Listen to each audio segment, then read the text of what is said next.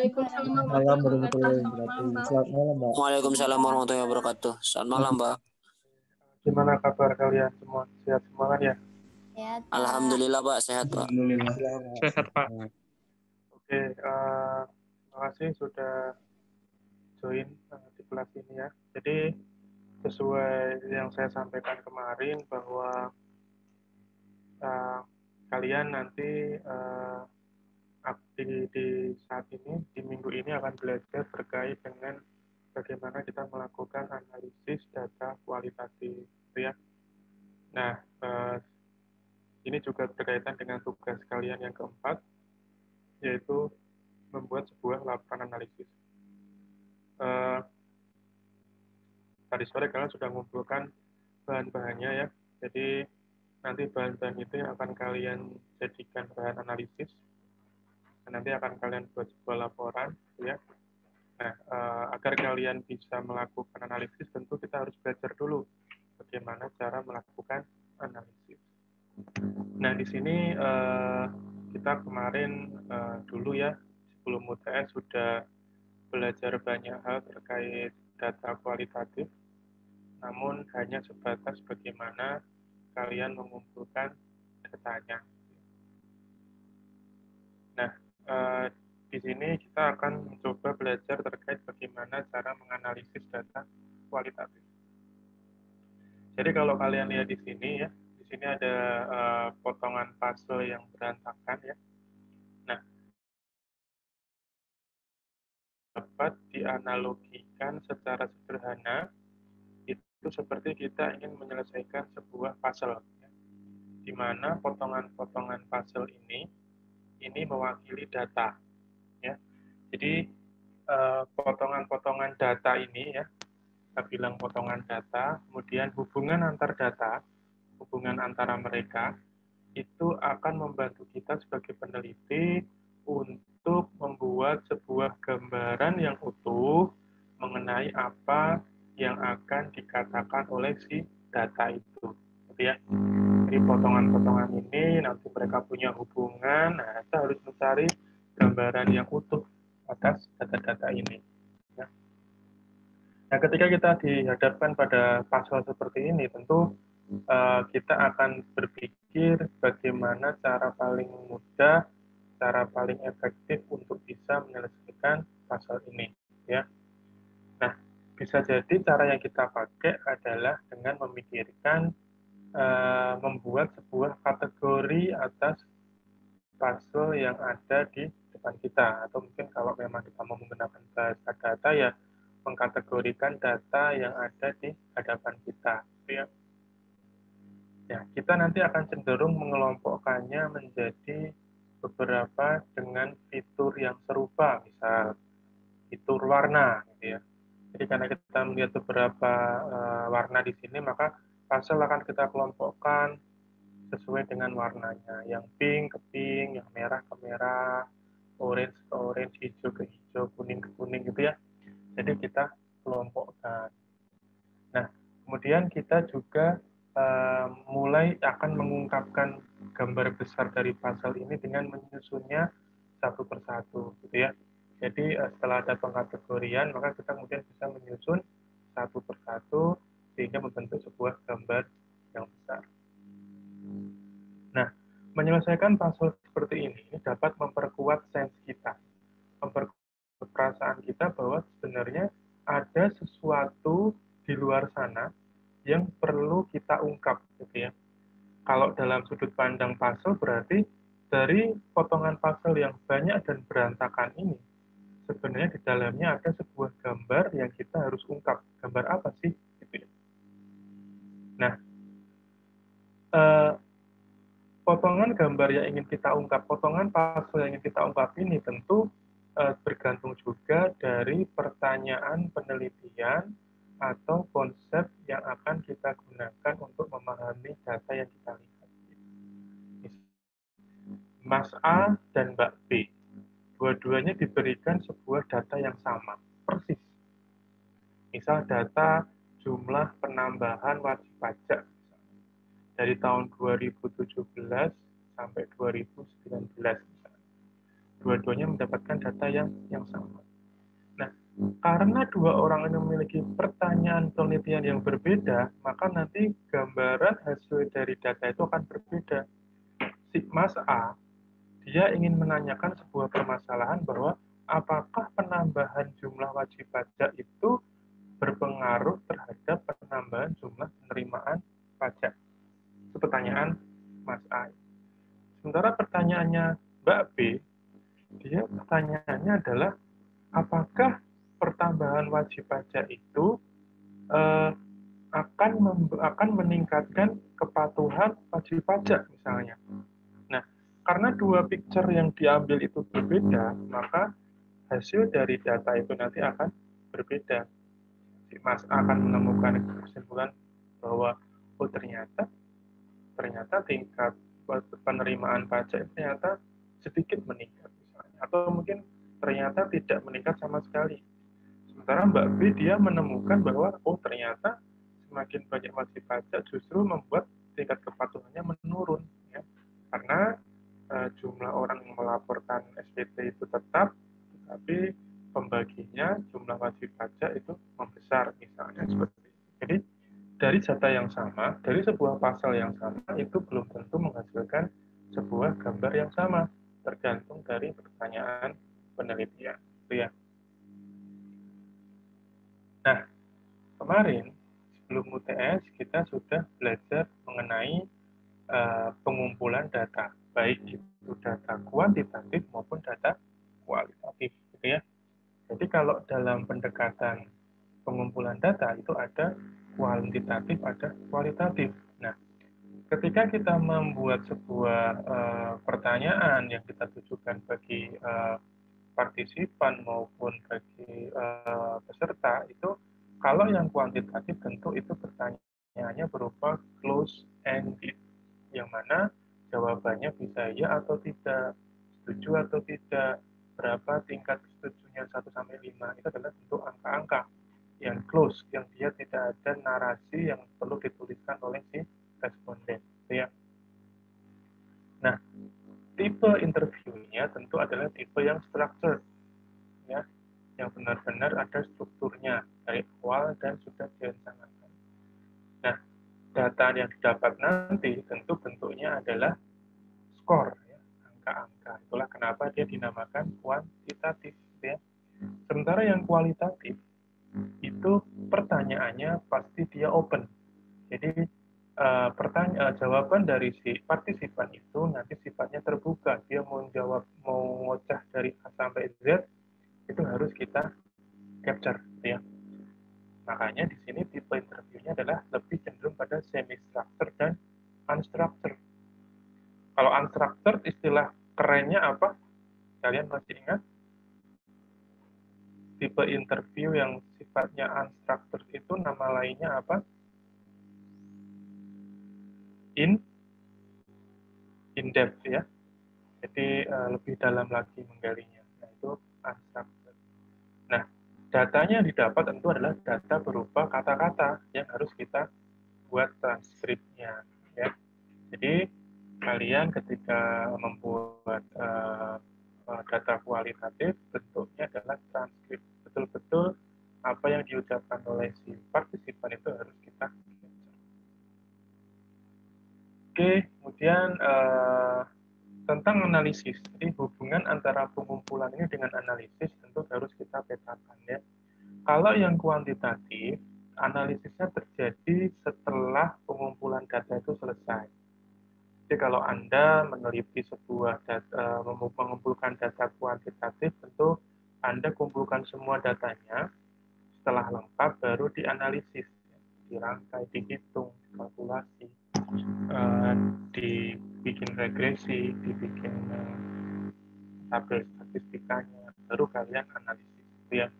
Sementara kalau yang kualitatif, ya, seringkali ketika kalian mengumpulkan data itu, kalian juga sudah mulai melakukan analisis dan interpretasi secara bersama-sama. Apa? Contohnya, ketika kalian melakukan wawancara yang sifatnya kualitatif, tentu kalian tetap harus fokus menganalisis jawaban demi jawaban dari si partisipan. Kenapa? Karena bisa jadi mungkin partisipan akan mengalami gagal jawab. Ketika dia diberi pertanyaan A, dia jawabnya melantur kemana-mana. Kalau kalian tidak melakukan analisis dari awal, kalian asal saja, yang penting tak rekam lah, nanti tak dengerin rekamannya sambil tak bikin transkripnya misalnya. Maka kemudian kalian akan mendapatkan jawaban yang mungkin tidak akan nyambung dengan pertanyaan kalian. Gitu ya. Itulah kenapa analisis ini, data ini dilakukan bersama-sama atau concurrent dengan pengumpulannya. Jadi jangan sampai berpikiran bahwa untuk yang kualitatif itu gampang lah, nanti bisa dibaca lagi atau bisa dengerin lagi. Itu nanti akan berakibat cukup fatal seandainya kita tidak aware dari awal. Gitu ya. Nah, data kualitatif itu bentuknya apa saja? Untuk kalian sudah paham ya. Untuk data verbal itu adalah data yang sifatnya kata-kata, ya, ucapkan gitu ya. Nah, misalnya kita bisa temukan ini dalam pidato, ya, kemudian rekaman audio, atau mungkin ada sumber data audio dan audiovisual yang lain. Kalian bisa cari yang sifatnya verbal, orang ngomong. Ya. Kemudian data tekstual.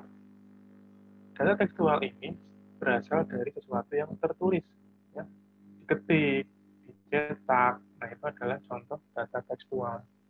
Nah, contohnya ya mungkin catatan, ya, buku harian, kemudian dokumen-dokumen yang bisa kalian temukan. Dan yang terakhir adalah data visual, yaitu data yang berasal dari gambar. Baik gambar itu berupa gambar bergerak maupun gambar yang diam. Ya. Contohnya ya mudah saja, kalian bisa nonton YouTube, bisa nonton berbagai macam video, ya, Netflix, terus view yang suka Korea, banyak gitu ya. Kalian bisa mencari data kualitatif berupa visual saat ini luar biasa banyak dan gampang. Nah, kemudian kita masuk ke dalam analisa kualitatif. Sebenarnya ketika kita menganalisis data kualitatif, itu bukan data sifatnya, bukan proses yang sifatnya mekanikal ya, bukan proses yang seperti kalian menghitung matematika atau proses kalian menyusun sebuah lemari ketika kalian membeli, kalian harus sampai ada petunjuknya, tidak seperti itu. Tapi itu adalah kombinasi antara interaktif dan reflektif dan refleksif. Ya. Apa itu interaktif? Tentu kalian sudah paham. Interaktif itu berasal dari kata interaksi, yaitu saling melakukan aksi. Ada aksi, ada reaksi. Ya. Tentu ketika mengumpulkan data kualitatif dengan metode wawancara misalnya, tentu pasti ada interaksi. Kemudian apa itu iteratif? Iteratif adalah sebuah proses perulangan ya. Jadi sebuah proses perulangan pada sebuah pertanyaan gitu ya. Jadi ketika mungkin partisipan merasa tidak paham dengan apa yang kalian sampaikan atau apa yang kalian tanyakan, maka kemudian dia bisa melakukan sebuah pengulangan ya. Jadi sifatnya lebih. Kemudian gradual itu artinya bertahap. Ketika kalian data, kalian akan melakukan step, atau mungkin langsung susun satu persatu. Kemudian reflektif tentu ketika mendengar kata reflektif ya, refleks bercermin ya, berpikir dengan begitu dalam, meresapi ya, itu reflektif. Dan refleksif itu bagaimana kita kemudian mencoba untuk menganalisis penggunaan struktur kata dari si partisipan ya. Ketika dia bilang kami sudah melakukan, maka kemudian kata kami itu kalian analisis. Oh, berarti dia sebenarnya sedang mengatakan bahwa dia ingin mengatakan dia dan kelompoknya itu yang bilang kami. Kalau dia bilang kita, maka dia ingin mengajak Anda sebagai sama-sama calon pegawai Kementerian Keuangan misalnya, itu untuk meresapi. Gitu. Jadi memang kalian harus benar-benar paham ya apa itu kata kami dan apa itu kata kita, karena saat ini apa yang ditontonkan oleh orang-orang di media massa, baik cetak maupun elektronik, kadang-kadang rancu memakai kata kami dan kita. Jadi kalian harus betul-betul paham, gitu ya. Nah, analisis kualitatif ini sebenarnya itu sangat beragam ya. Jadi tidak bisa dibatasi hanya ada cara ini dan ini. Sangat beragam. Gitu ya. Nah, namun ada beberapa bisa kita gitu ya. Nah, pada kuliah-kuliah kita saat ini kita hanya akan fokus pada analisis yang sifatnya tematik. Gitu ya. Jadi secara umum sebenarnya teknik mana yang mau kita gunakan untuk menganalisis data itu tergantung dari beberapa hal. Salah satunya misalnya adalah apa sih yang menjadi fokus dalam kita melakukan analisis data. Ada yang fokusnya pada tema atau topiknya, ada yang fokusnya itu pada proses atau aksi atau kegiatannya, gitu ya. Dan ada juga yang berfokus pada penggunaan bahasa. Bagaimana cara dia menggunakan bahasa. Nah, teknik yang berfokus pada tema atau topik itu disebut analisis tematik, ya. Tematik analisis. Nah, ini adalah merupakan pendekatan umum dan juga digunakan dalam pendekatan yang lain seperti grounded theory method, narrative analysis, analytical induction, deductive explanation building, dan visual analysis. Jadi, analisis tadi ini dia menggunakan thematic analysis sebagai dasar untuk melakukan analisis. Ya, artinya dia memilah-milah dulu tema dan topiknya, gitu ya. Nah, dalam prakteknya kita bisa menemukan beberapa varian dari thematic analysis seperti template dan juga data and display analysis. Ya.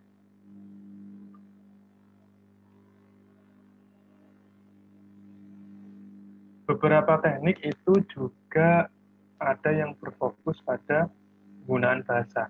Ya. Jadi teknik ini berfokus pada elemen struktural untuk memahami bagaimana bahasa itu digunakan dan bagaimana narasi itu dikonstruksi, bagaimana narasi itu dibangun. Ya.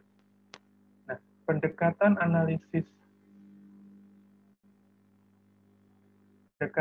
yang berfokus pada bahasa ini contohnya adalah structural narrative analysis dan discourse analysis. Ya. Jadi karena sifatnya naratif, ya, narasi, dia pendekatannya menggunakan pendekatan bahasa. Sementara yang discourse, apa itu discourse? Ada yang tahu? Discourse adalah wacana ya. Jadi analisis wacana. Jadi apa sih sebenarnya yang mereka wacanakan? Apa sih sebenarnya yang para partisipan itu wacanakan? Yaitu menggunakan pendekatan bahasa. Ya. Jadi kita udah lihat ada thematic analysis dan juga ini ada yang sifatnya fokus pada bahasa. Nah, yang ketiga itu kita juga mempertimbangkan fokus analisis itu juga mempertimbangkan bagaimana cara kita nanti menganalisis data, gitu ya. Apakah data itu nanti akan dianalisis secara utuh, ya, utuh tanpa adanya reduksi, atau mau dianalisis dengan menggunakan reduksi. Jika ingin dianalisis utuh, ya, semua data itu utuh dipakai semua untuk analisis, maka peneliti dapat memilih untuk menggunakan narrative analysis atau discourse analysis. Jadi sifatnya adalah bahasa, ya. Jadi ketika kita ingin mempelajari bahasa struktur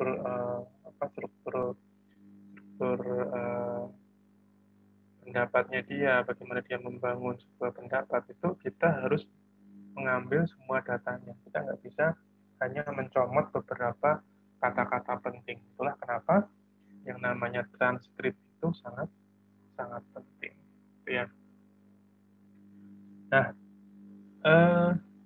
ketika tadi kita mempertimbangkan bahasa, berarti kita butuh data yang utuh tanpa reduksi.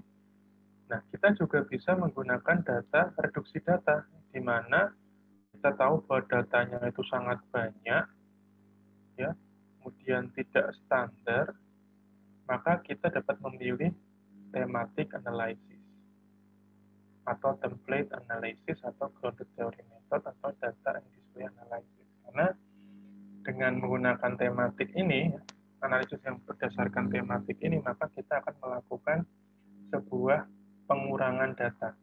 Bukan berarti data itu dihilangkan, tidak, tapi kita membuat sebuah kategori agar data itu bisa lebih simple, gitu ya.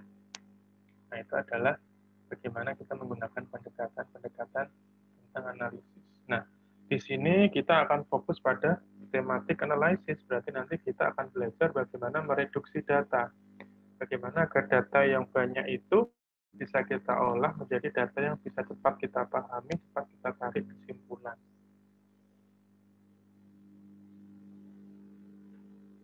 Nah,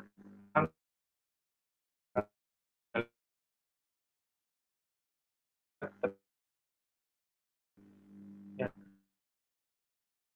tolong kalian ingin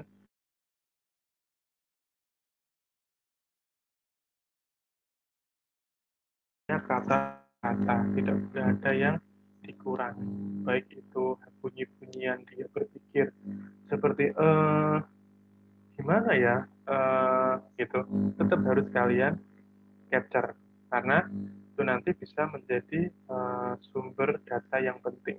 Jadi apakah dia menunjukkan keraguan-raguan atau menunjukkan dia tidak kompeten misalnya, nah itu bisa di-capture dari situ, gitu ya.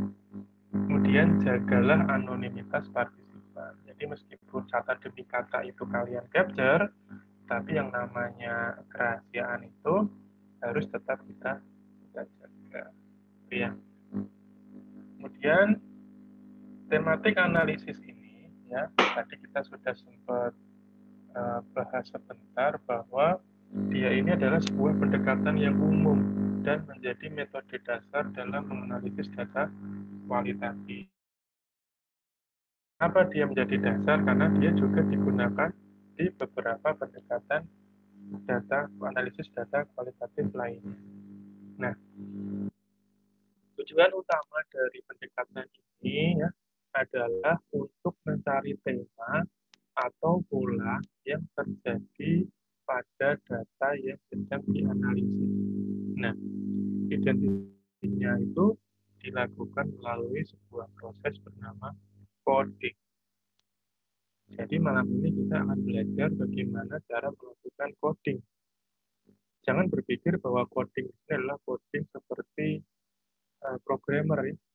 Bikin coding untuk membuat sebuah program bukan seperti itu. Tapi kita akan fokus pada bagaimana agar kita bisa membuat analisis terhadap data kualitatif yang kita dapatkan. Nah, ketika kita ingin melakukan sebuah analisis tematik, ya, kita perlu prosedur. Ya. Nah, prosedur ini ada dibagi menjadi 4. Yang pertama adalah familiar. Familiar. Familiar tentu ketika kalian ingin menganalisis sebuah data, tentu kalian harus familiar dengan datanya, gitu ya. Nggak mungkin ketika kalian ingin menganalisis, tapi kalian benar-benar nggak tahu tentang apa itu datanya. Hal-hal seperti ini sering ditemukan dalam tugas kelompok, gitu ya. Misalnya, cara kalian membagi tugas adalah aku yang nyari data ya, nanti kamu yang analisis. Misalnya. Nah, Celakanya, si tukang analisis itu dia tidak mengerti, tidak familiar dengan datanya, gitu ya.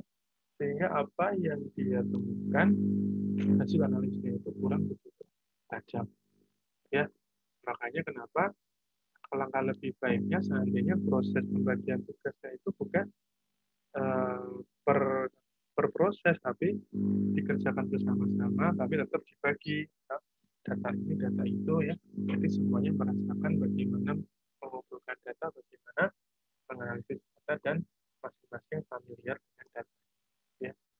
Yang kedua adalah coding your data. Jadi kalian melakukan coding. Apa itu coding, seperti apa bentuknya, nanti kita akan pelajari di slide selanjutnya. Tapi setelah kalian familiar dengan data, kalian bisa membuat sebuah coding. Kemudian tim, ya.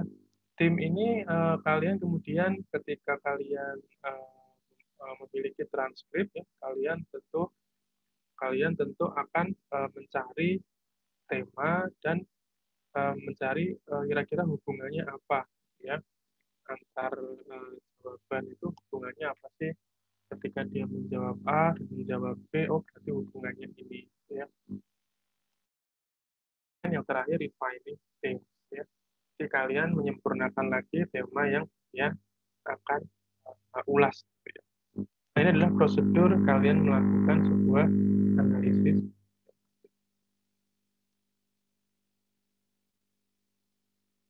Oke, kita masuk ke coding, ya. Jadi coding ini adalah salah satu bagian dari proses reduksi data. Jadi tadi karena kita sudah belajar analisis data, cara data, maka coding ini adalah salah satu bentuknya. Ya. Nah, coding ini digunakan untuk mengkategorikan data yang memiliki arti yang serupa. Misalnya, saya kecewa, saya sedih. Kecewa dan sedih mungkin ada kemiripan, itu mereka sama-sama perasaan yang negatif. Kemudian coding dilakukan dengan memberikan label atau code pada setiap unit data. Ya tentu karena namanya coding, kita bermain dengan kode. Nah, kode itu bentuknya seperti apa? Kode itu bentuknya bisa kata, bisa frase, ya. Bisa satu kata, bisa beberapa kata atau frase, ya. Dan itu adalah lambang atau ringkasan dari makna suatu unit data. Nah, unit data itu bisa beberapa kata, bisa satu baris, bisa satu kalimat, bisa beberapa kalimat, bahkan bisa satu paragraf, gitu ya.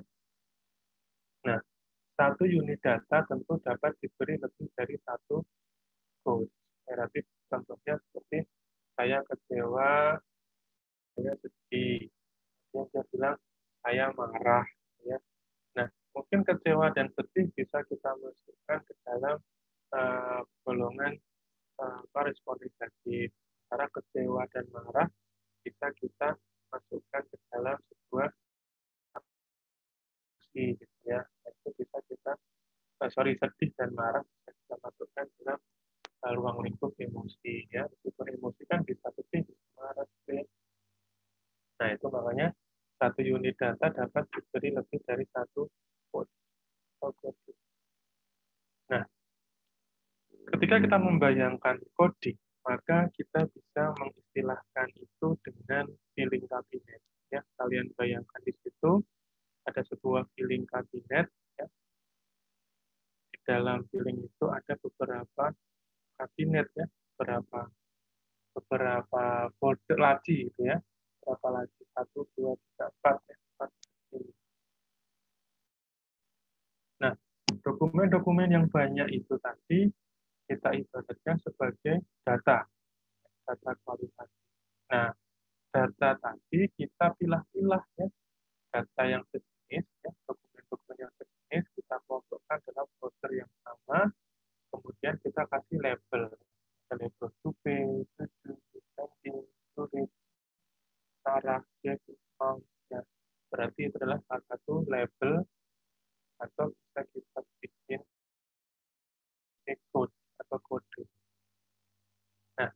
ketika folder-folder atau code-code ini kita kelompokkan ke dalam laci-laci yang tadi di link kabinet tadi, maka laci-laci itu kita ibaratkan sebagai tema atau kategori. Ya. Nah, ini contoh real bagaimana kita melakukan coding.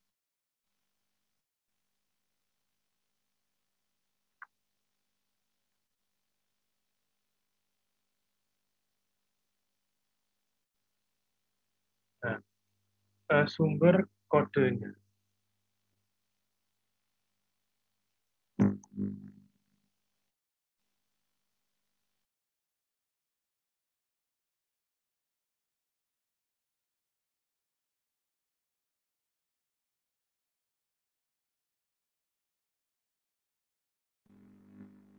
Sumber kodenya ya. Jadi ketika kita mau melakukan sebuah analisis, kita harus memperhatikan bahwa coding yang akan kita bikin adalah coding yang tetap fokus pada pertanyaan penelitian dan juga tujuan penelitian. Jika coding dilakukan secara deduktif, maka peneliti harus sudah menyiapkan daftar kode. Kalian ingatkan apa deduktif itu? Deduktif itu kalian sudah punya teori dulu, kemudian kalian ingin mencari jawaban melalui data. Ya. Jadi ketika kalian menggunakan coding dengan cara deduktif, itu kalian bikin dulu daftar kodenya. Ya, belum melakukan cara, tapi kalian sudah membuat sebuah kode, daftar kode atas data kualitatif yang akan kalian dapatkan. Nah, kalau buat dulu Pak, dari mana ya dasarnya Pak? Nah, karena tadi maka dasarnya adalah teori atau literatur yang kita dapatkan.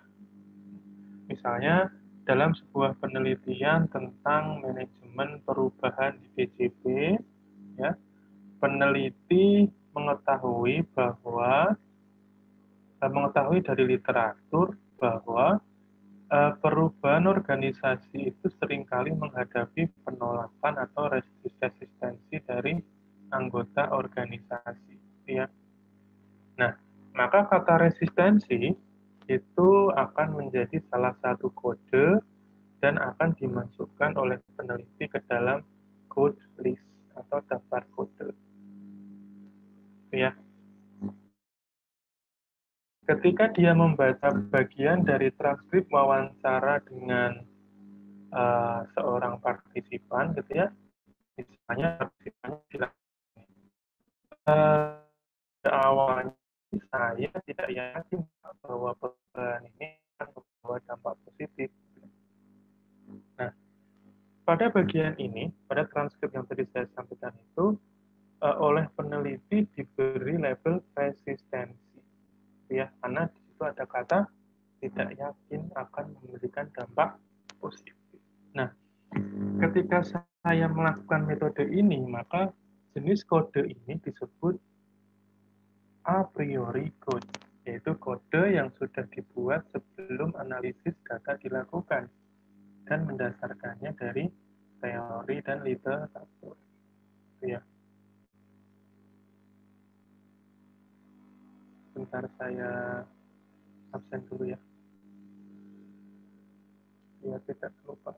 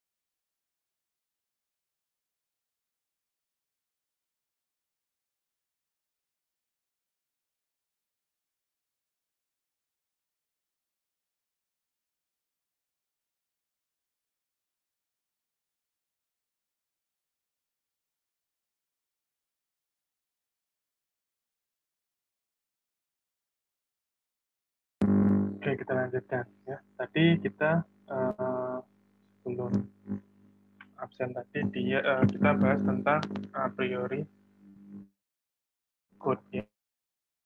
Nah, jadi ini dulu berdasarkan literatur dan teori baru kita terapkan analisis. Nah, kemudian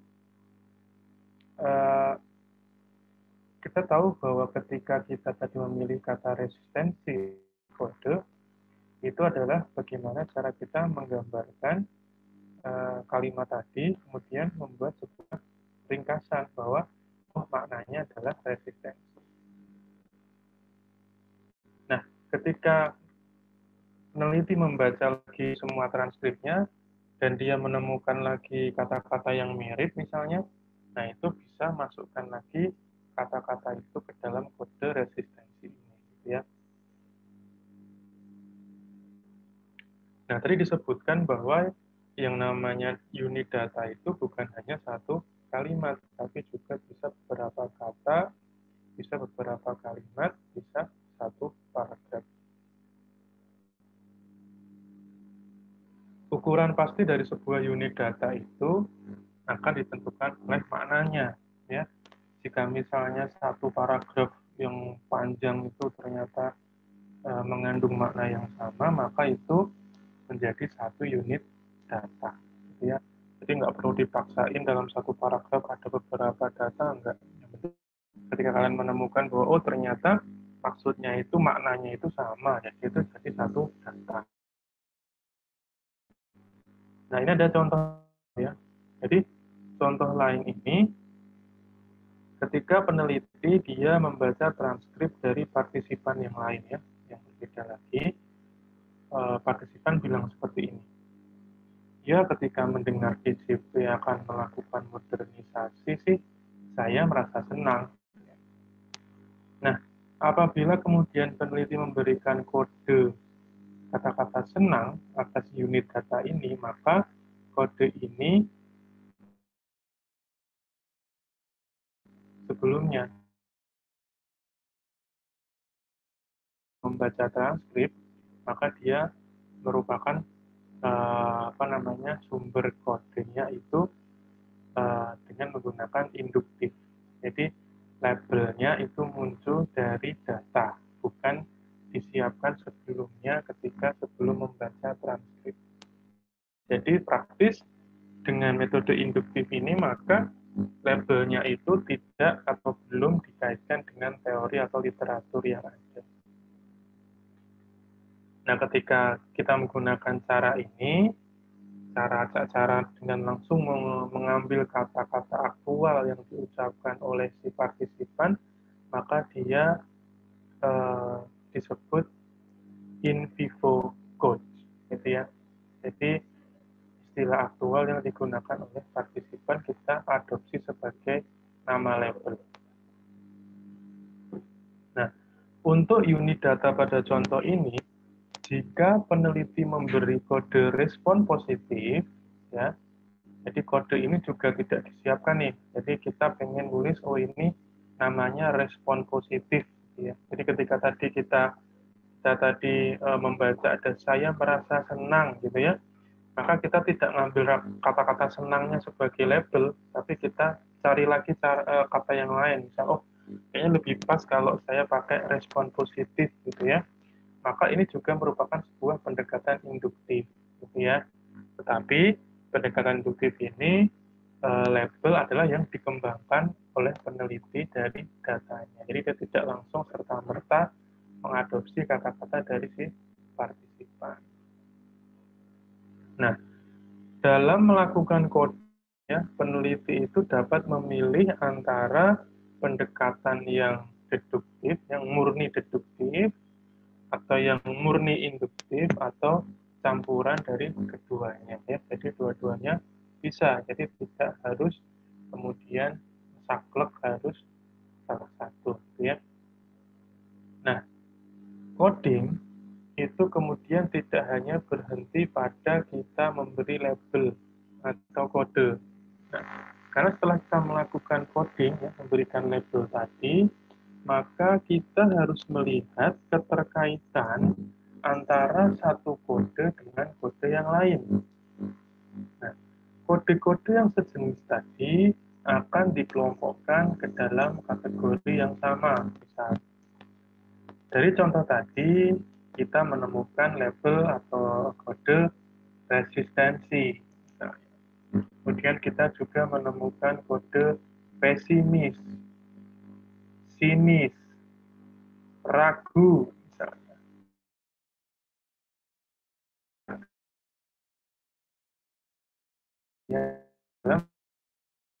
Misalnya kita bikin kategori namanya respon negatif, gitu ya.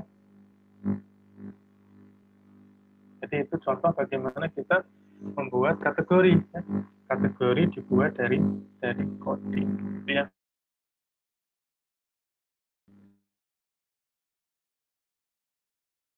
Kategorisasi ini dari membuat kode sampai ke kategori itu bisa terjadi dalam satu tahap. Jadi dari kode langsung ke kategori. Atau bisa juga beberapa tahap. Misalnya dari kode-kode yang dibikin tapi masih terlalu detail, kita kelompokkan dulu menjadi kode-kode yang lebih umum. Kemudian setelah itu baru kita kelompokkan lagi menjadi kategori.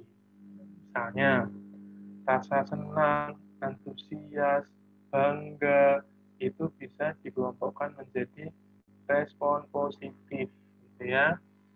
Kemudian tadi kita punya kode respon negatif, sekarang kita juga punya kode respon positif. Selanjutnya kita bisa kelompokkan lagi, kita jadikan satu kategori bahwa respon positif, ya, kode dengan nama respon positif dan kode dengan nama respon negatif itu dikelompokkan jadi satu kategori bernama respon atas perubahan. Ya, jadi ini adalah contoh bagaimana mengkategorisasikan kode itu dengan tahapan tidak langsung ke kategorinya. Nah, kita akan lihat video. Ya. Sebentar ya.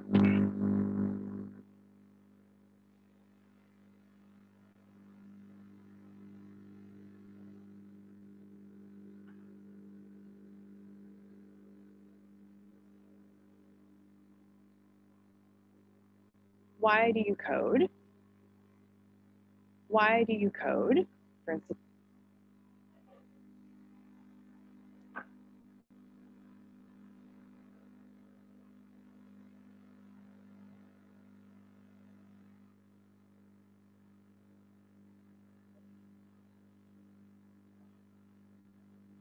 what does coding look like?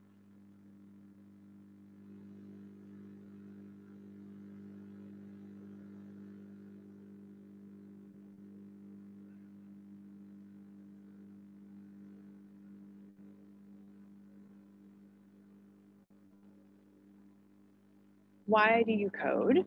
For instance, if you're trying to understand what a forest is, the coding work is done at the most minute scale. What is going on at the grass level, within the reeds, within the trees? You're using that then, your cumulative work at the coding level is to be able to move up to 30,000 feet to theoretical work to say, this is a forest. So you might be able to move at the coding levels to say, this is grass, this is a tree, this is a plant, you're moving up and up and up.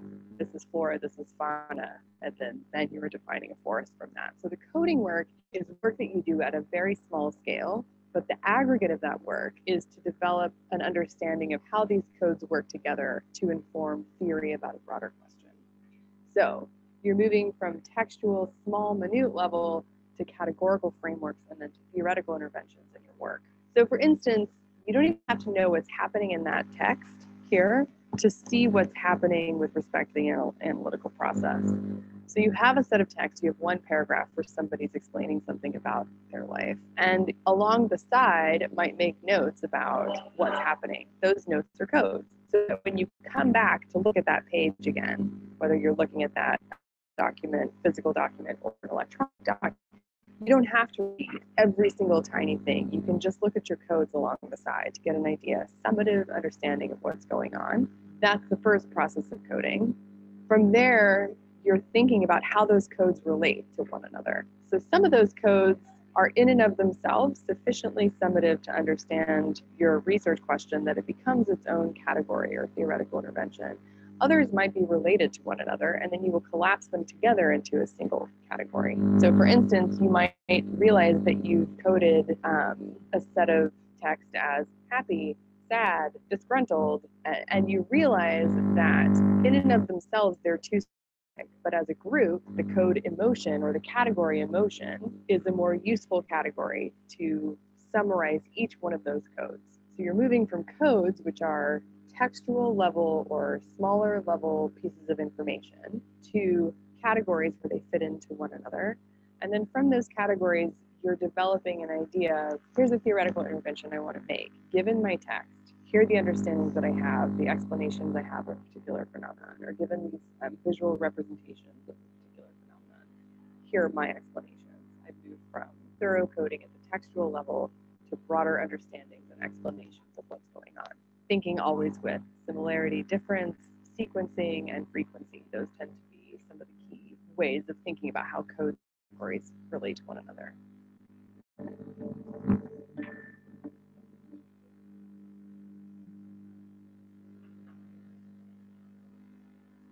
Coding look like? Often people think that they need a sophisticated software to do coding. And in fact, this is not true. Often sophisticated software is an advanced way of helping you manage your qualitative data, but you can very well code by hand. You can print things out and code by hand and do it the old-fashioned way. If your research questions and your data, the volume of data, the number of interviews you've done, or the number of pictures you have becomes quite large, that's one of the ways in which qualitative research software can be very helpful to help you manage that, but you can do it by hand. So coding can be scribbling on the paper. That is a way of taking notes to make summary statements about what's going on.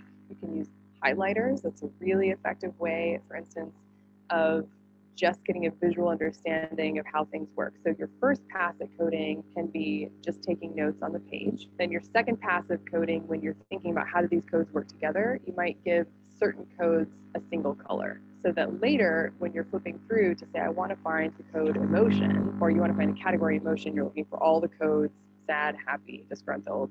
You've coded them all blue, you've colored them all blue so that you don't have to go back and read everything at that level. You can just visually find everything blue and how it works together.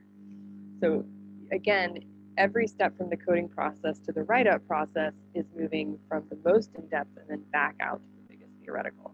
So visual cues about how things fit together are very effective when you organize your ideas and moving it towards write-up. If you are doing coding by hand, there are some key ways to do it effectively. If you're coding by hand, you want to make sure that you give sufficient space on your actual document to write on the document. So while it is not necessarily best practices in terms of ecological citizenship, you want to create large margins where you can write on the side, and you want to make sure that you at least double space so that you have space to write on the text what it is that you're noticing and what's happening. And then to write again about that process. There's a first pass where you're taking close notes, and your second pass where you're making notes about your notes. You're moving from codes to categories. How do your codes work together?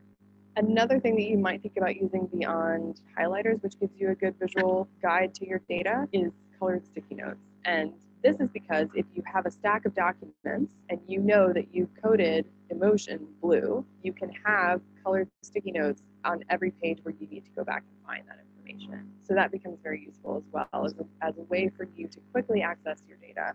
Often when we think about qualitative research, we want to think about how are we being valid? How do we know that our research is valid? How do we know that it is reliable? Through the process of data collection, we use the concept of saturation to essentially assert that we have done sufficient amount of work collecting data. But your reliability and validity of your research also depend on the extent to which you are thorough in your coding exercises. So you code for analytical clarity, you're coding for rigor and thoroughness. It's not about just doing interviews and then sort of taking one pass at the interviews and writing up. People do that, but ostensibly the coding process is something that you go through multiple times in order to ensure that what you code on the first interview makes sense when you get to your 50th interview. So often you'll do your first pass coding for your first 5 interviews and realize by your 6th interview, you might need to go back to those first 5 interviews and code them slightly differently because you're realizing that themes are emerging as you're coding. So there's a rigor and a thoroughness to your coding that it's good to attend to in order to be as honest and reliable and valid with your process. And transparent. Transparency is also a really concept in qualitative work. Take notes about your coding process so that when people ask you, how do you know what you know? You can say, in my first pass, I used these codes. And then after my second pass, I went through and collapsed these codes into these codes. It is as important. Coding and rigor in your coding process is as important as attending to saturation in your data collection process. And we code for theoretical intervention. So coding is the process of moving from small-scale observation to big-scale intervention. How do these small-scale observations accrue to broader understandings and explanations of what happens in the social world?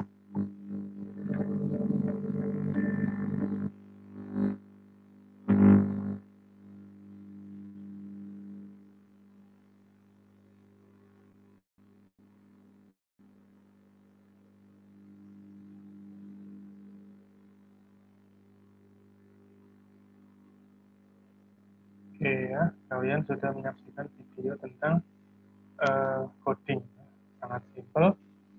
Kemudian ini contohnya ya, contoh bagaimana kita melakukan coding. Jadi di sini ada transkrip ya, interview transkrip, kemudian di sini ada codingnya. Jadi ketika ada seorang peneliti dia menanyakan pada anak-anak kira-kira apa yang kalian sukai ya, apa yang kalian sangat sukai ketika yang ingin kalian makan ya, maka anak-anak menjawab ada crispy, ya, ada chips, ada permen. Ya. Kemudian dia cerita bahwa aku paling suka permen sama coklat. Ya. Tapi aku juga suka apel, anggur, jeruk. Kemudian pizza, juga suka pizza. Maka kemudian kalian bisa memakai itu sebagai satu kode yaitu food preference, jadi pilihan-pilihan makanan mereka. Ya. Nah, ketika kita tanya apa sih sebenarnya yang kamu suka dari apa makanan-makanan itu, gitu ya. Oh, kemudian dia cerita macam-macam, gitu ya. Dari situ kita bisa ambil kodenya, ada pilihan makanan apa saja, kemudian menurut dia makanan sehat itu apa saja. Kemudian ketika di sekolah dia makan apa, gitu ya. Kemudian apakah makanan dia itu terpengaruh dari teman-temannya misalnya. Nah, itu bisa kita jadikan kode. Ya. Nah, dari kode kemudian kita tarik ke kategori. Ya. Kategori dari ya, misal nomor 1 ya ada kontradiksi. Jadi di situ kita melihat ternyata persepsi tentang makanan itu anak-anak itu ternyata kontradiksi ya. Satu sisi dia pengennya sehat, satu sisi dia pengennya enak ya. Nah ini kan kontradiksi. Kemudian ada yang positif, negatif, sehat nggak sehat itu mereka belum bisa membuat sebuah pengkategorian. Jadi itu seperti satu kategori yang kita bikin. Oh ternyata pendapatnya anak-anak itu masih kontradiktif, ya, saling bertentangan. Kemudian kita bisa dapat kode terkait dengan pengaruh teman, bagaimana dia melakukan copying ya, meniru, kemudian bagaimana pilihan makanannya di sekolah, bagaimana pilihan makanannya di kelompok teman-teman itu menjadi satu kategori bernama copying trends. Artinya anak-anak masih cenderung untuk melakukan copying terhadap makanan, ya. Nah kalau kita sedikit membahas melebar tentang copying ini, kalau kita mau mengamati ya bahwa sebenarnya orang-orang kita, orang Indonesia itu masih seperti ini, masih suka menganggap bahwa yang namanya teman itu adalah yang memiliki ide yang sama, gitu ya. Kalau ini kita diberi contoh ceritanya anak-anak ini menganggap teman kalau sarapannya sama atau makan siangnya yang dibawa itu sama, maka mereka merasa bahwa mereka adalah best friend, ya. Tapi hal semacam ini masih kita temui bahwa orang-orang kita masih menganggap bahwa ya yang namanya teman itu yang satu ide ya, satu gagasan. Kalau yang beda berarti bukan teman kita. Kan masih ada seperti itu, meskipun tidak semuanya tapi ada ya. Hanya kalian kalau menjadi katakanlah nanti menjadi ASN atau kalian menjadi manusia, menjadi masyarakat yang hidup sosial kan, ketika kalian rapat RT misalnya atau rapat di kantor, ya silahkan berdebat saat rapat itu, berdebat gitu ya, berdebat kemudian hancur-hancuran lah, sampai nanti ketika sudah selesai rapat ya harusnya masih tetap berteman gitu, tidak ada apa namanya perselisihan yang dibawa sampai keluar rapat ya. Masih apa namanya tidak susah untuk maju bakal seperti itu. Baik, kembali ke sini artinya dalam kode kategorisasian ini kita melihat bahwa memang harus diambil dari beberapa kode yang kita dapatkan. Ya, tinggal dicari saja kira-kira lebih ke arah mana gitu ya. Nah ini contoh tentang kategorian dari data transkrip yang kita ambil terkait dengan data Twitter amnesti pajak ya. Jadi di sini ada unit maknanya. Di situ ada transkripnya ya, transkripnya apa namanya, data Twitter ya. Jadi tweet-tweet orang-orang dikumpulkan kemudian dibikin tabel. Nah itu kemudian dicari intisarinya apa sih sebenarnya, kemudian cari kodenya. Jadi misal nomor 2 ini ya, ada sebuah transkrip bilang bahwa sampai detik ini kagak terjadi penguatan rupiah terhadap dolar. Ternyata gue ambil sikap tepat dengan skeptis terhadap amnesti pajak. Dia nge-tweet seperti itu. Kemudian kita cari intisarinya, berarti adalah oh ternyata ini rupiah tidak menguat terhadap dolar. Kemudian dia skeptis ya. Kemudian dikode bahwa ini kodenya adalah rupiah tidak menguat meski ada amnesti. Kemudian masuk ke kategorinya yaitu skeptis atau ragu dengan keberhasilan TA. Nah ini contoh membuat kategori. Nah nanti kategori nanti akan ditarik ke tema ya. Tema di sini kita, kalau lihat di sini kita ada tabel 3. Ini ada 3 tema yang terlihat ya. Ada dukungan program teks amnesti, ada oposisi ya, melawan program teks amnesti. Kemudian yang terakhir ada wacana kritis, yaitu kritik-kritik yang cukup fair ya, tentang asas keadilan, tentang melindungi koruptor ya, APBN defisit dan sebagainya. Ini contoh kita menarik kategori pada tema. Nah, ini contoh manual coding. Manual coding ya artinya kita bikin kayak papan, kita pakai sticky notes, kita tulis unit datanya, bagian dari transkrip, kita bikin kode, kemudian kita bikin kategorisasi. Ini benar-benar sangat manual ya. Sama seperti kita membuat mading zaman dulu waktu masih sekolah.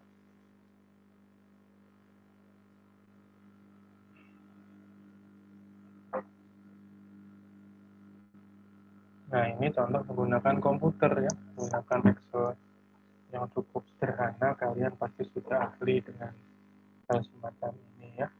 Jadi tinggal dipindahkan, copy paste, mana-mana yang menjadi kode, mana-mana yang menjadi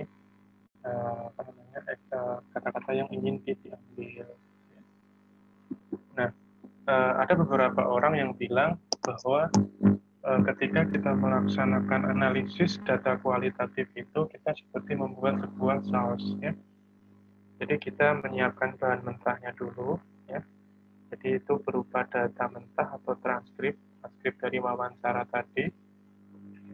Kemudian kalian melakukan pemadatan ya, sehingga tingkat keencerannya itu berkurang. gitu ya. Kemudian kalian melakukan pemasakan sampai kental. Itu adalah sebuah temuan. Ini hanya sebatas kita kemudian mereduksi, ya, mengurangi jumlah banyaknya data sehingga tetap menjadi data yang bisa dibaca untuk keperluan penelitian kita. Jangan sampai kita reduksi tapi ternyata malah menghilangkan rasa, ya, menghilangkan data penting yang udah kita butuhkan. Nah, penyajian hasil analisisnya bisa bermacam-macam. Ya, ini contohnya cara penyajiannya adalah dengan dia bikin subjudul kontradiksi, kemudian di bawahnya ada penjelasan ya bahwa interview ini menunjukkan bahwa anak-anak itu mampu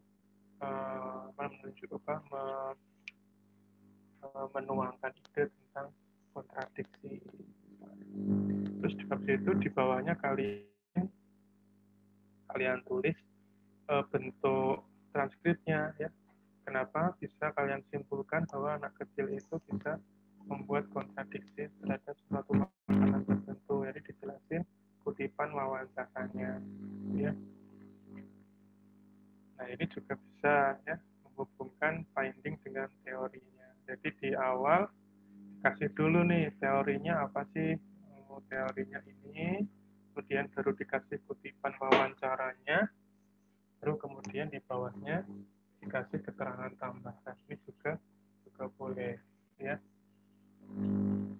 Nah, sekarang kita akan latihan coding ya. Nanti akan saya kirimkan ke grup WA file dari saya. Di situ ada 3 transkrip ya. Transkrip wawancara kepada seorang penelaah keberatan, kemudian kepada AR, kemudian kepada pemeriksa pajak ya. Nanti silahkan kalian pilih salah satu dari ketiganya itu ya. Saya kasih waktu 15 menit. Silahkan kalian buat kodenya. Tolong kalian agak kreatif dikit, jadi jangan karena urutannya adalah PK, AR, pemeriksa, kalian kerjakan dulu pemeriksa AR, PK-nya dulu karena dia paling atas. Kalian boleh lari ke tengah, boleh lari ke paling belakang. Jadi jangan terfokus, harus mengerjakan yang PK ya. Nah, nanti 15 menit selesai, saya akan tunjuk 2 orang untuk nanti saya mintai hasil kodenya ya. Hasil codingnya seperti apa gitu ya. Jadi waktunya 15 menit.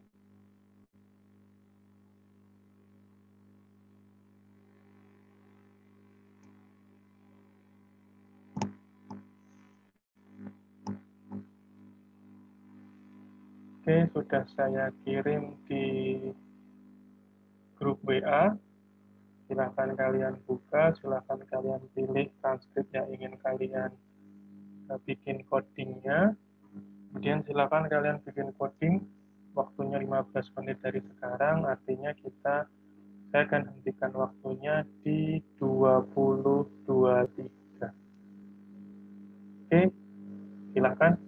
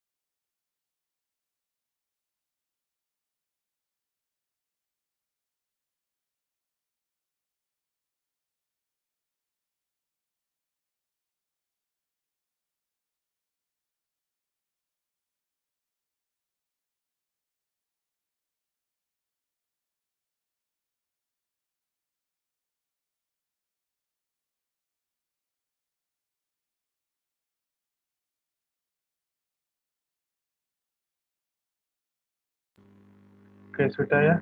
Sudah 23. Saya akan tunjuk 2 orang yang harus menyampaikan kira-kira apa yang kode-kode apa yang dia temukan ya. Yang pertama silakan Salmanisa. Saya, Pak. Ya, silakan. Kamu ambil yang mana? Yang pertama, yang sama PK2. Terus, apa yang kamu kode apa yang kamu temukan?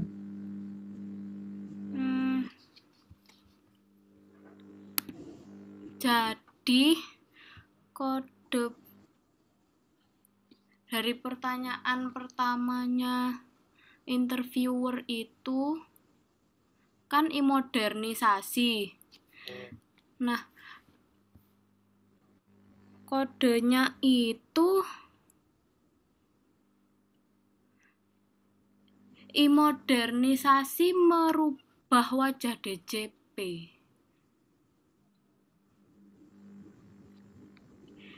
Gimana sih, Pak? Nah,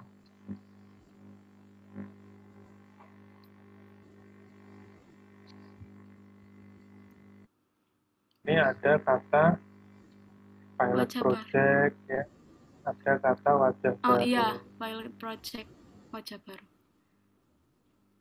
Itu adalah apa?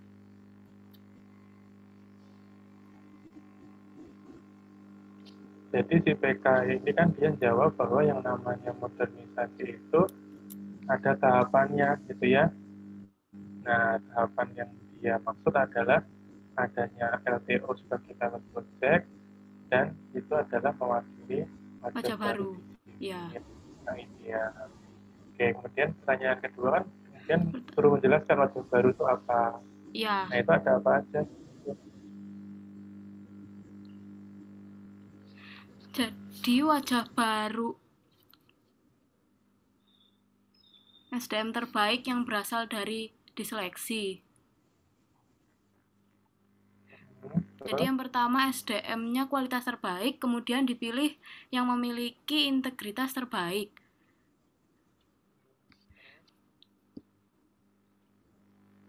Terus bapaknya ngomong yang ketiga kepotong. PK-nya. Ya, coba dibaca di selanjutnya. Dia bilang apa di Iya. selanjutnya. Terus ditunjang penuh oleh pimpinan tertinggi DJP. Apa bentuknya apa? Bentuknya adalah? Bentuknya disediakan sarana prasarana yang memadai. Oke, berarti di sini kita dapat tiga poin. 3 poin ya. Ya, SDM. SDM yang berkualitas. Iya. Integritas dan juga sarana prasarana. Itu berarti masuk ke dalam kode yang namanya masuk kategori yang namanya penjelasan tentang SDM terbaik. Kategori tentang wajah baru. Iya. Wajah barunya apa? Wajah barunya itu ada SDM terbaik, ada integritas terbaik, dan juga sarana yang baik. Itu ya. Iya. Oke, makasih. Selanjutnya tadi udah sama Nisa, sekarang saya minta pendapatnya Muhammad Nur Rahman.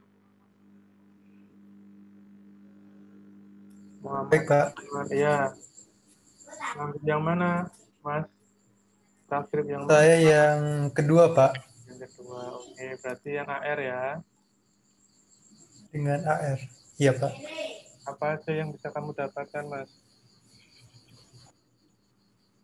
Untuk yang pertama, pernyataan pertama dari AR itu, saya mendapat coding yang pertama lebih terorganisasi, kemudian satu pintu, dan tanggung jawab lebih tinggi, Pak. Oke. Kemudian ada apa lagi? Itu kan baru ciri-ciri yang mendapatkan sistem yang baru ya. Untuk Nah, sekarang kita lihat sistem lamanya seperti apa. ya, Pak. Hmm, ada apa? Banyak pintu misalnya ya. Sistem lamanya itu Hmm, banyak pintu. oh, Kemudian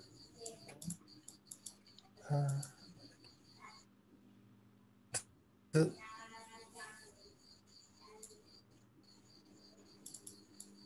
apa lagi? baru itu saja sih, Pak. Oh, kalau kamu perhatikan di jawaban selanjutnya, itu kalau ke yang lama itu WP agak ribet. Ya, kenapa ribet? Karena dia harus masuk pintu A, ke BPN, ke BPH gitu ya. Jadi ada kata ribet yang harus kita capture sebagai salah satu ciri dari sistem lama gitu ya. Nah, itu contoh untuk kemudian mengcoding itu menjadi Baik, ribet. Ribet itu kita capture menjadi kategori untuk pelayanan apa namanya DJP yang versi lama. Karena di sini kita membahas tentang modernisasi. Jadi ada yang masa modernisasi, ada yang masa sebelum modernisasi. Nah, itu kita bisa capture. Menurut CAR ini sebenarnya seperti apa sih modernisasi, seperti apa sih sebelum modernisasi. Itu ya. Oke, terima kasih. Jadi teman-teman itu ya. Jadi kalian ini cuma contoh simpel saja, contoh sederhana dari sekian banyak yang bisa kita cari, ya. Jadi contohnya kita bisa melihat bahwa pertama, ternyata transkrip wawancara itu tidak sesederhana yang kita pikirkan, gitu ya, eh, karena apa? Karena transkrip itu harus mengcapture semua informasi. Bahkan ketika dia bilang eh ya, cuman gitu ya, kemudian misalnya nah, itu kita juga harus capture, ya. Oke, sampai di sini ada yang mau bertanya, silakan, teman-teman.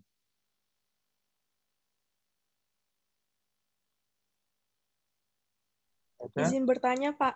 Silakan, Kira. Eh, ada nggak, Pak, kalau seperti kemungkinan kalau ternyata transkrip wawancaranya itu nggak memenuhi untuk decoding, Pak. Jadi mungkin datanya terlalu sedikit gitu, Pak. Kalau seperti itu, apakah kami harus melakukan wawancara lagi atau bagaimana ya, Pak? Ya itu tergantung dari kamu mau memilih yang mana.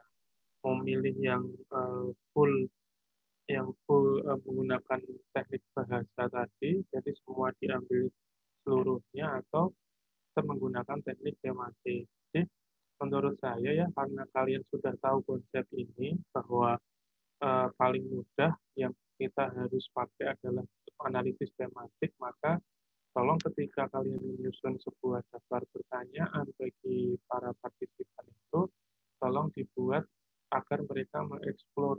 Jadi jangan sampai kalian mendapatkan informasi yang terlalu sedikit. Nah, inilah kenapa fungsinya kita beritahukan di awal sebelum kalian mengumpulkan data.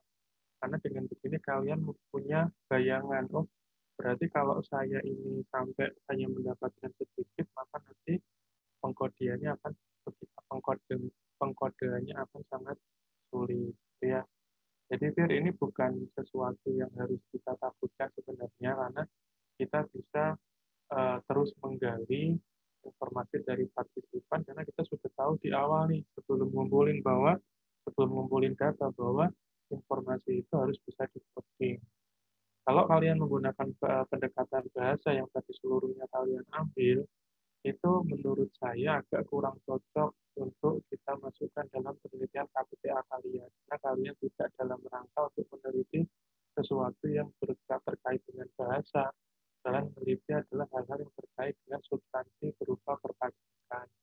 Jadi kalian harus melakukan coding. Kira-kira respon-respon itu masuk ke kategori yang mana, sesuai dengan tema yang kalian angkat.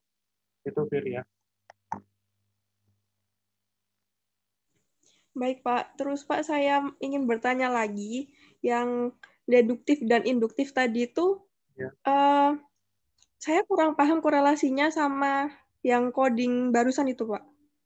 Kan tadi yang deduktif dan induktif itu, kalau misal induktif itu kayak perasaan senang, kategori yang positif, senangkep Iya. saya ya, Pak. Terus korelasinya dengan yang coding barusan itu gimana ya, Pak? Terima kasih, Pak. Oke. Jadi kalau yang contoh tadi kan ada senang, ada saya optimis, gitu ya, maka itu masuk ke dalam respon positif. Sementara kalau yang kita mau ambil di tadi latihan transkrip tadi adalah kita mau capture tema yang kita ambil adalah modernisasi, gitu ya. Modernisasi ini kan sebenarnya kita mau mengcapture apakah modernisasi ini menurut orang-orang itu seperti apa sih, gitu ya. Menurut pandangan mereka seperti apa. Maka kita kemudian tidak serta-merta harus mencari perasaannya dia senang atau sedih atau gembira, nggak selalu seperti itu. Kita harus bikin pengkategorian sesuai dengan tema yang kita cari. Karena kita mau mencari terkait dengan modernisasi, maka kita mencari seperti apa sih menurut mereka sebelum modernisasi itu. Misal tadi yang AR tadi bilang, oh banyak pintu, kemudian ribet. Nah itu kita masukkan dalam coding terkait dengan apa namanya, katakanlah respon negatif, atau katakanlah itu termasuk dari sebelum modernisasi, gitu ya. Sementara yang respon terkait setelah modernisasi tadi, yang terkait dengan satu pintu, kemudian apa namanya, kemudian katakanlah lebih mudah, lebih lebih cepat misalnya, nah itu adalah contoh setelah modernisasi. Jadi memang tidak serta-merta harus mengcapture perasaan orang, senang, sedih, kecewa, enggak, tapi pengkategorian itu bisa sesuai dengan tujuan kita. Kita mau membandingkan seberapa efektifkah modernisasi DCP. Nah, kita capture dulu nih menurut pegawai DCP itu modernisasi itu seperti apa. Akhirnya timbullah transkrip ini. Jadi kita bisa pilah-pilah sebelum sesudah. Itu, Fir. Oh, baik, Pak. Terima kasih, Pak. Ya, ada lagi yang lain? Silakan. Pak, izin bertanya, Pak. Nah, Itu kan tadi kan contohnya coding kalau misalnya berupa wawancara, Pak ya. Kalau misalnya dia itu berupa apa namanya? Dokumentasi, Pak. Itu berarti nanti codingnya itu per paragraf ya, Pak? dokumentasi apa nih? Misalnya laporan gitu, Pak. Laporan. Nah, berarti codingnya, kalau laporan itu kan memang, kalau memang laporan tahunan misalnya, itu kan ada banyak sekali chapter ya, ada bab-bab tersendiri, ada bab tentang laporan laba rugi, ada bab tentang neraca, dan macam-macam lah. Nah, itu kalian tinggal capture saja, misal kalian mau membahas terkait dengan apa namanya, terkait dengan kinerja perusahaan. Berarti kan kalau kinerja itu kan ngukurnya seringnya diukur melalui laba kan. Nah, kalian langsung masuk ke dalam labanya. Misal kalian bikin coding, oh ternyata apa penghasilan omsetnya itu sekian. Kemudian biaya gaji sekian. Kemudian laba bersihnya sekian. Nah, dari beberapa akun tersebut kalian bisa jadikan sebuah apa namanya, sebuah narasi bahwa oh ternyata kinerja perusahaan ini bila diukur dari omset itu dia akan mengalami kenaikan. Jadi itu merupakan kinerja yang baik. Jadi tidak harus berupa transkrip yang kalian ambil intinya, tapi kalian bisa mengambil inti dari tiap laporan yang ada. Jadi, laporan itu kan begitu luas sehingga kalian harus mencari poin-poin yang memang ingin kalian teliti, ya. Jadi intinya adalah kalian mengcapture informasi yang ada dalam sebuah data kualitatif, itu di-capture sehingga kalian bisa mendapatkan intisari dari data itu. Itu ya. Terus Pak, mohon maaf Pak ya, tanya lagi. Kalau misalnya seperti tadi Pak, itu kan berupa angka Pak, itu nggak apa-apa Pak? Maksudnya ini kan kualitatif Pak. Saya bingung sih Pak, maksudnya apakah kualitatif sama kuantitatif itu hanya berbeda perihal data itu numerik atau tidak, atau bagaimana Pak? Seperti tadi laporan tahunan itu kan bentuknya angka Pak, itu nggak apa-apa ya Pak? Ya, nggak ada masalah. Jadi sebenarnya pengumpulan data kualitatif dan kuantitatif itu sebenarnya memang perbedaannya adalah pada jenis datanya. Tetapi ketika kita mengumpulkan data kualitatif itu tidak kemudian kita menafikan data-data yang sifatnya numerik.